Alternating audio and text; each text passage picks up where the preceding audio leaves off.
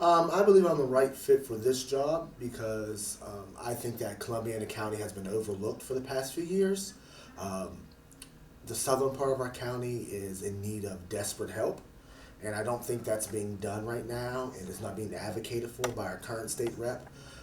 So I believe, as a resident of Wellsville, which is on the southern part, I have the necessary um, knowledge and history to know how I can help the southern part of our county. I think one of the reasons that I feel that I'm fitted for the responsibility is because of my life experience. As you go through life, I'm 65 years old. And as you go through life, you should continue to learn some things, and life experiences in themselves give you a perspective that perhaps others don't have. And so that would be the first reason. Secondly, I would say that we need to recognize that I am running for the office of representative. The word representative means to represent the people of that particular district or area. And I believe that the values that I hold more closely align with the values of the people in District 5. And so that would be the second reason that I believe I'm fitted for the responsibility and for the job.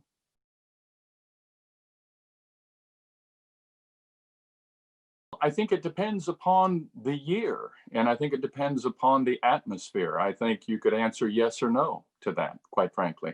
It depends upon the mood of the voters and those who are the electorate itself. It could be that the voters are in a season where they would like to see new, fresh blood, so to speak. They'd like to see individuals that don't have any political experience. On the other hand, I do believe that politics is like anything else. It's like any other job that the longer you're in it, the more you learn, the more of the nuances you pick up. But I would also say, if I could change that word from politics to office, I believe there is an advantage to me having served 6 years in the office as state representative in District 5. And that is in that I have interacted thousands of times with individuals through whether that be by phone, whether that be by email, whether it be through the constituent services of my office. And because of that, that has given me an advantage as far as keeping my finger on the pulse of the individuals who live in District 5. I do believe that does give me a certain advantage.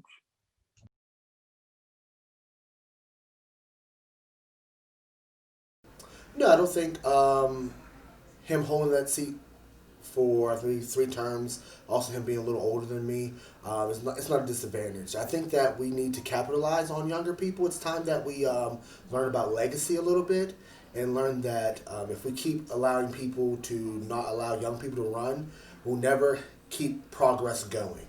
So I think while we still have some older legislators in there right now, we need to get our younger legislators in there too as well, so they can learn about legislating and learn how to run our state correctly.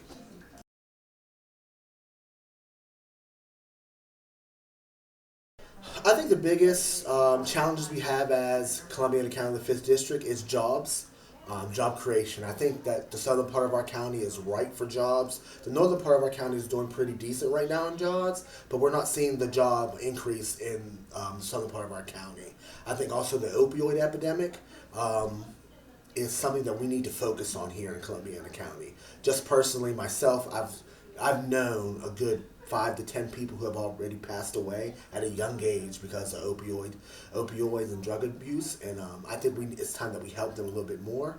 And also, the third thing I'm going to be focusing on is education, because I believe that if we educate our children right, it could possibly help us bring in more jobs here, and it could help us grow this area better.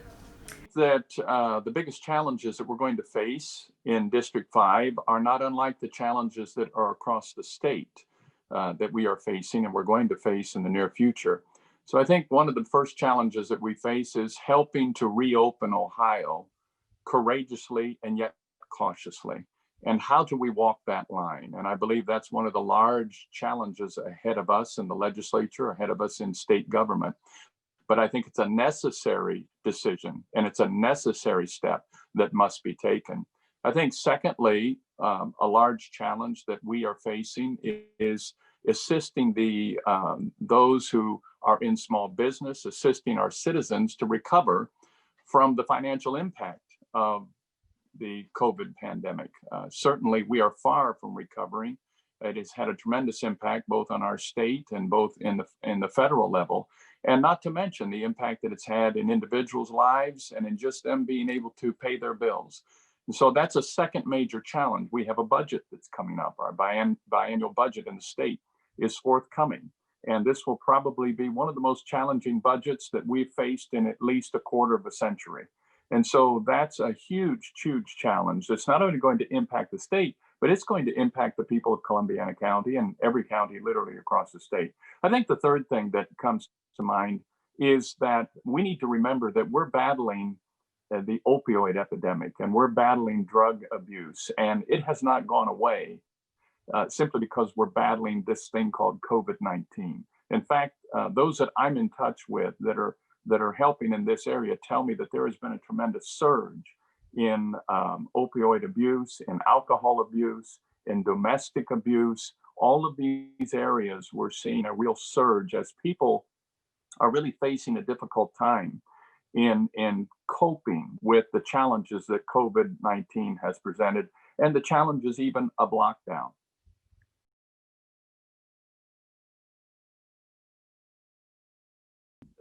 I believe that the top priority for me is to repeal and replace House Bill 6 and the unfair and corrupt bailout of First Energy that almost every citizen, I'm sure, in the state of Ohio has heard about. And I would hasten to add that I voted against House Bill 6 to start with, but certainly it's cast a cloud upon the House of Representatives at the state level, and we need to move quickly in repealing and replacing that. There are special committee hearings taking place right now, and they are delving in depth into how would we do that. I think someone has said, well, let's just completely repeal it. But it is almost like pulling a thread on a sweater.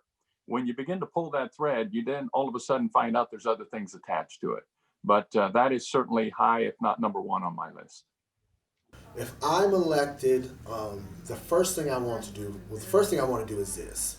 I want to sit down with our elected officials in our district to see what our needs are. I think so many times there's a disconnect between local and state government, that state pushes out what they feel is right and local government is like, oh no, we actually need this, and there's never a connection to the two. So as state rep, my first thing is going to be going to our cities, our villages, our townships, and our county to make sure what their needs are that I can advocate in our state for.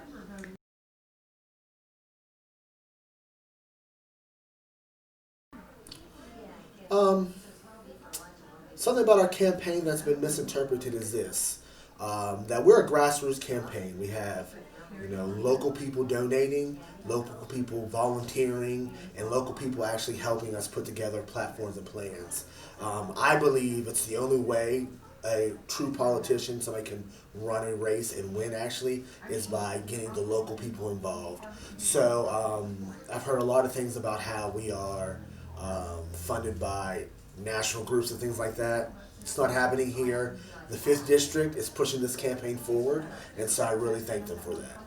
I'm not sure there's anything particularly about my campaign that's misunderstood. I would say that there's probably something that's in my background that individuals are not aware of. Most individuals are aware that Tim Ginter, State Representative Tim Ginter, is a pastor and has a ministerial background. What they're not aware of is that for many years, I worked in factories and I worked in machine shops, and I was a machinist. And so I know which end of the wrench to grab hold of. I know how to go home with grease under my fingernails. And I think that they might find that interesting, that I knew what it was like to work day in and day out, and to work with my hands, and to work by the hour, and to work with hourly wage.